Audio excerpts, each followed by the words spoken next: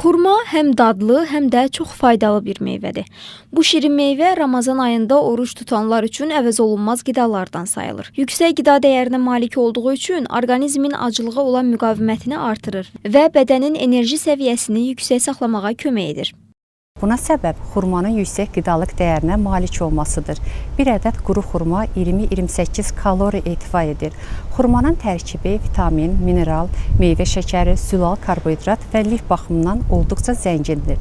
Xurmanı təkcə Ramazan ayında deyil, digər vaxtlarda da normasına diqqət etməklə istehlak etmək mümkündür.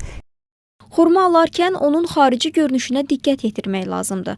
Xurmanın üzərində zədə və kif əlamətləri olmamalıdır. Qablaşdırılmış halda satılan xurmanı alarkən buraxılış və son istifadə tarixinə mütləq nəzər yetirmək lazımdır. Keyfiyyətli xurmanın rəngi tünd qəhvəyi, səthi bütöv, mat, ləkəsiz, lakin parıltılı, yapışqan və şirəli olmamalıdır. Əgər xurmanın səthində açıq rəngdədirsə, bu xurmanın tam yetişmədiyinin, daxili lətli hissənin tünd rəngdə olması isə köhnə olduğunun göstəricisidir. Səthində çatılar varsa və qabığı asanlıqla soyulursa, bu xurmanın süni üsullar vasitəsilə qurudulduğu deməkdir.